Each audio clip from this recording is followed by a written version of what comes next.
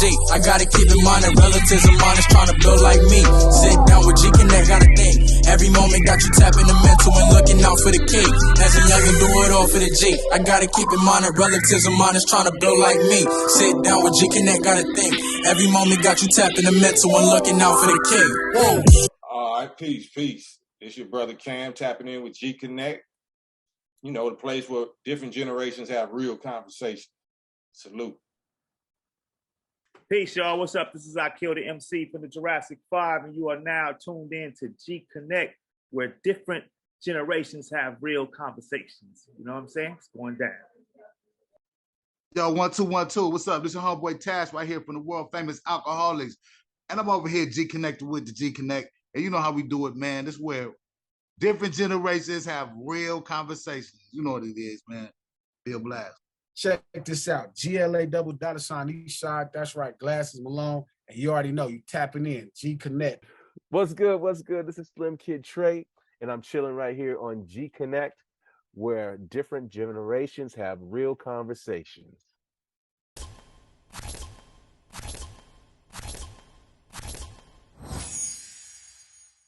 What it do, folks? It's your boy G2Bs, and this is Generation Conversation Network, better known as Gconnet.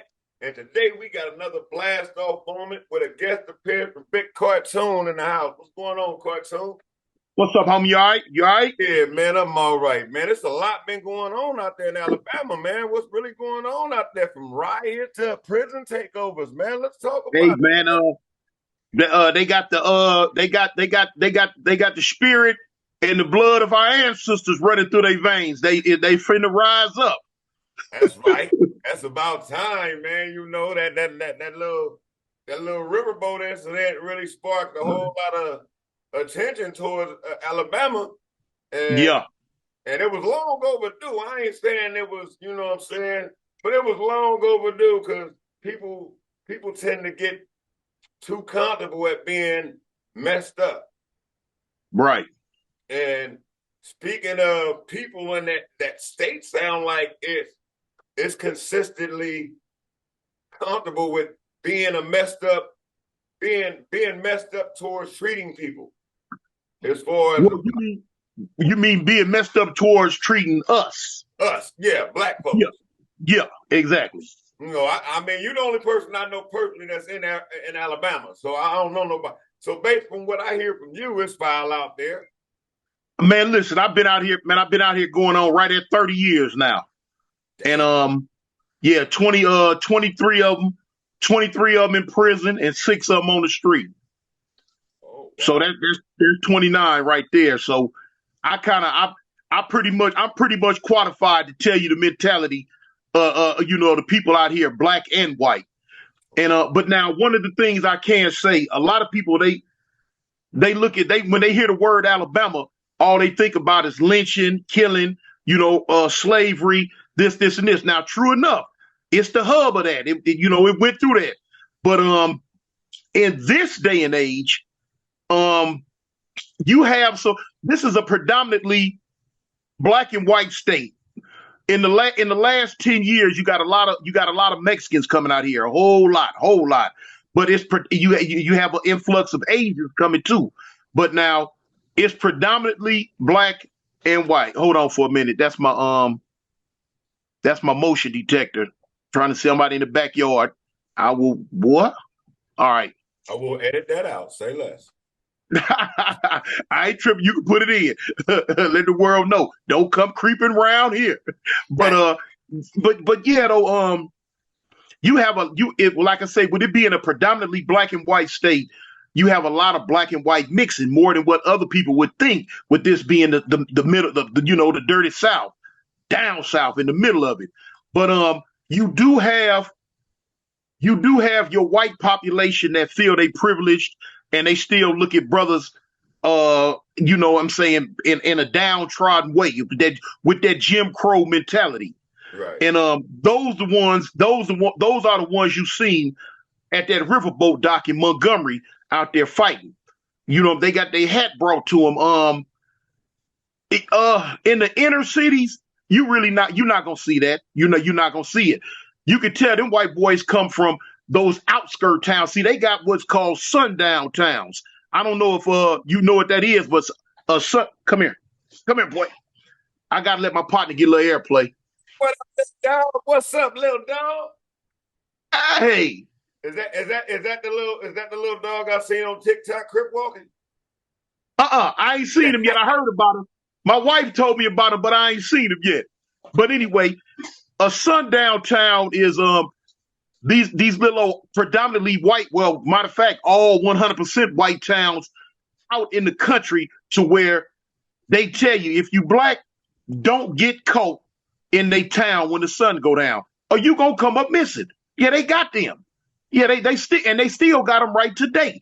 And see, them white boys that was on that dock, you know, you could tell that's where they come from, one of them little old funny hick towns where they numbered a bunch of white folks. And they took off on that brother, thought it was gonna be sweet.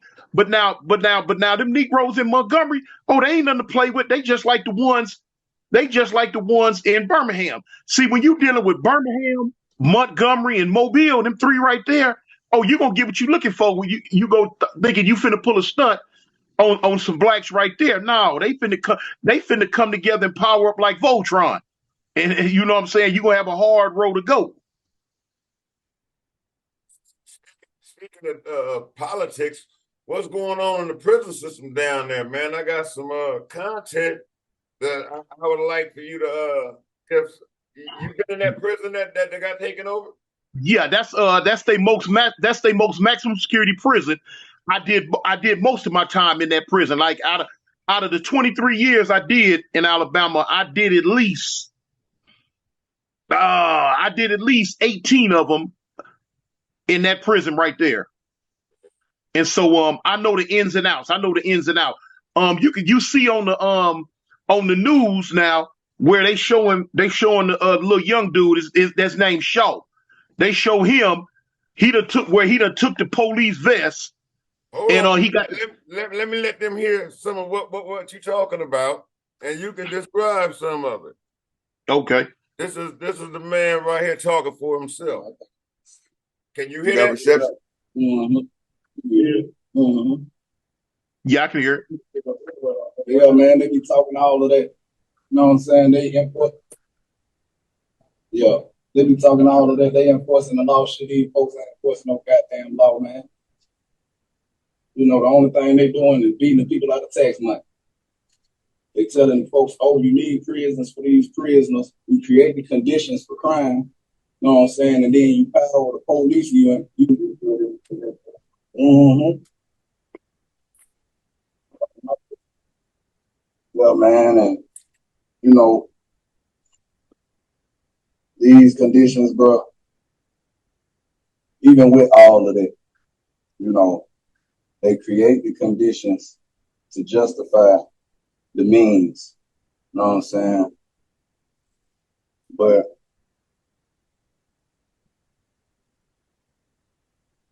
they beating the people, they beating the taxpayers, man. Because they say, you know, it costs so much amount of money to keep us in these prisons. But then they take that same money and steal it for themselves. You know what I'm saying? But they ain't even having it. You know what I'm saying? They like, man, you know, you can work all of this overtime and you know it's gonna go. Yeah. And it's gonna go so much to your pension fund. But they taking all of that money and talking about they finna build another prison. It ain't no money in it. So if everybody decided what are he talking about right there, Tone, when he's saying that they're paying overtime? And go ahead, talk. I'm gonna give it to you from the bottom to the top, homie. What he's speaking on is, okay, you know, each state gets a certain amount of money from the government to house an inmate. Right. Okay, so now here it is. Alabama is so greedy and corrupt. The judicial system is totally bogus. They, from the top to the bottom, they stealing money. They tricking the government out money, lying to the government, talk about we need money for this, we need money for that, we need it for this, we need it to help improve the conditions in the prison. We needed to help get more security, you know what I'm saying, get more police officers. We need it for this, this, and this. But they not doing that. Once the government say, okay, and they give them that money, man, from the head of the prison system on down, they chopping it up, divvying it out to their partners, and they stealing it and they keeping it. But now we sitting in the prison system, living in inhumane conditions. I'm talking about at one time in that same prison right there, they had us living 3 to a cell.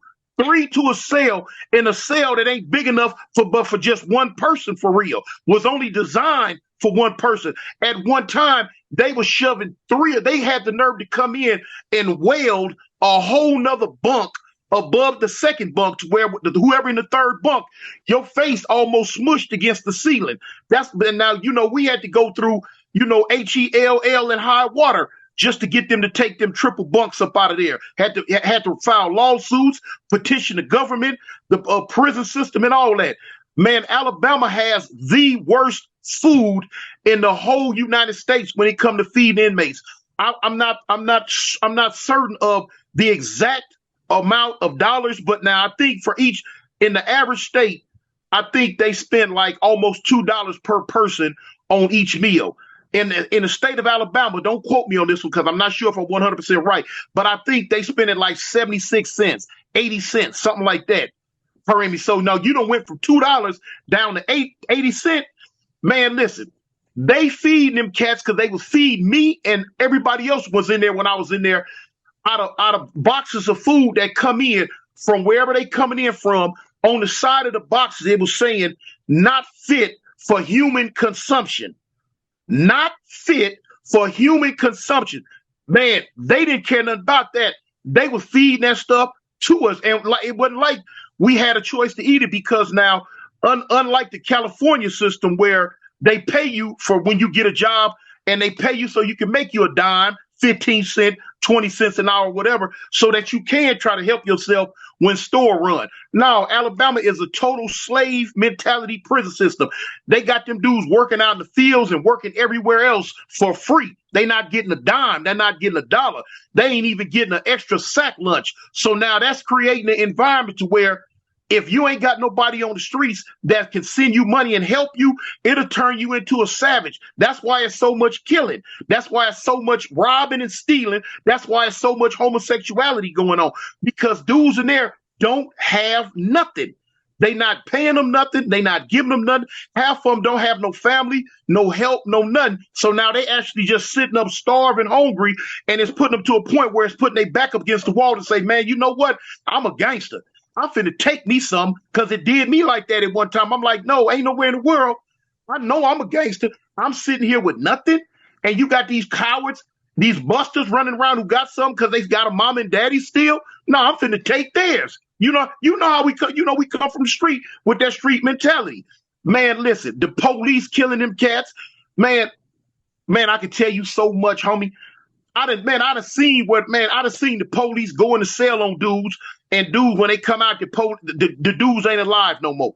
They got police right now from that same prison that's fighting cases right now, murder cases, because they done killed people in there. And I'm talking about was in there with me. They can look up right now, go back about 2 years, Officer Jenkins, he was a lieutenant. I know him when he was just a regular CO. When he first come in the system, I remember he made it all the way up to Lieutenant Jenkins. He was a fool when I was there. He fighting a murder case right now for killing a dude, allegedly, as they say, in that prison right there. That prison right there. Man, I done seen, the police in the prison gang banging. They doing all that. And they wonder why them conditions are the way they are. Man, they'll beat you bad and then throw you in a cell and hide you. You ain't getting no visits. You ain't doing nothing. Then when the nurse, if you need medical attention, they making the nurse come see you, but then they threatening the nurses like, yeah, you better write it up this way and write it up that way. If you don't, they gonna start tripping on them and get them fired because they trying to cover their behinds. Man, dudes that be in the lockup cells back there straight up dying because they beating on the door, need a medical attention, need help, and the police in the cube don't want to be bothered, don't care. And by the time they do come see what's going on, it be feeding time, and they get to a cell, and the dude ain't reaching out for his tray. Then they go in the cell, and the dude dead because the staff didn't want to do nothing because they all lazy, they all corrupt, they all they're just like in the video that they showing that dude in there with the gun. He done took the police vest. Okay. They done covered up the name on the vest. Now, you know what I'm saying? I get the no cover on it, man. What about it? That's the one I sent you. Yeah. That one didn't come from the news. Yeah, that one come straight from in the prison. Hey, man. They wouldn't have it to get. It's a scheme, man. It's a scheme, bro. And the people at the top, the folks that I told you was trying to continue white supremacy, these folks that's making all of the money. And then in Alabama right here where we at, you know what I'm saying? Man, niggas dying, fucked up right here at Donaldson. Niggas is dying, fucked up. My niggas is dying all the time, bro. Check the record. You know what I'm saying? They killing us. They create the conditions so that we die all the time. Instigated.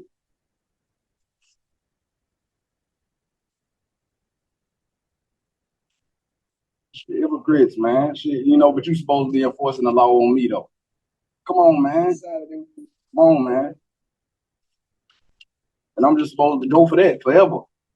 You know what I'm saying? All the way until I die. No, not me, not I. Not I. No. Shit. No, I ain't.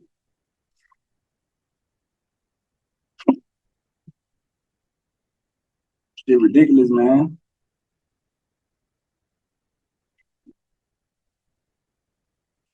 You know, and it's crazy because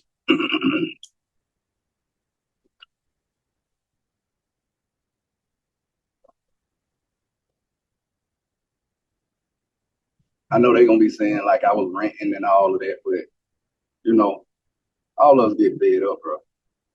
All of us get fed up. And we respond differently. But I mean, just be honest with yourself. Like, I got life without parole. And under these conditions right here at Alabama. And I honestly do what I want to do in this prison. It don't really matter what prison I go to. I'm gonna do what I want to do. I do what I want to do for real. As you know, I like to smoke weed. I'm gonna have weed all the time. You know what I'm saying? That's a big flaw of mine. I've been trying to pray out. No one wants it. You know what I'm saying? But, you know, I'm depressed all the time. You know, my niggas dying all the time. You know, and so 3 of my niggas just died in the past week. But, you know, so I be smoking weed. But I be trying to pray. You know what I'm saying? To be a lot more peaceful and everything. But it's just complete chaos. It's just absolute chaos every single day. Every single day. You know what I'm saying? Chaos, violence, and death. Every single day. All day. You know what I'm saying? Right. So, you know, like I said, everybody and their mama got cell phones in Alabama prison. So now the news can try to twist the story. No, they can't twist it on everybody because everybody in there, they calling everybody and sending them and letting them know. You know what I'm saying? I'm down on it. Right. I'm down on it as it was going down. I'm like, bang, right there checking them out. The name on the shirt is Officer Downey. That's who it was. I know the police know him very well. Was in that prison with him for years. In fact, he wrote me up before.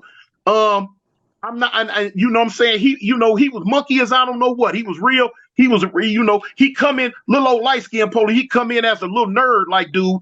But after so many years, he tried to jump tough and he started getting with the wrong police, jumping on dudes and acting crazy, lying on dudes and doing all type of stuff. So I can understand him taking his vest from him.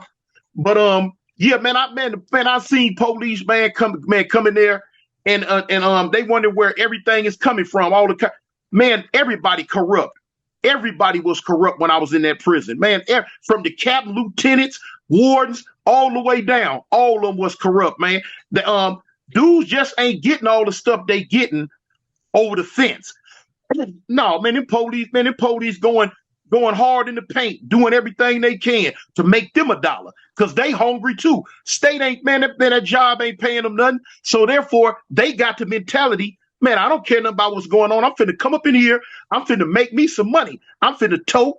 You know what I'm saying? I'm finna be a horse. Now, when you a horse and you tote, that means, you know, you bringing in all the dope, the drugs, you know what I'm saying? The weapons and the phones too. You know, they trying to make them $1 because it's lucrative. It's a high paying, you know, it's a high paying business.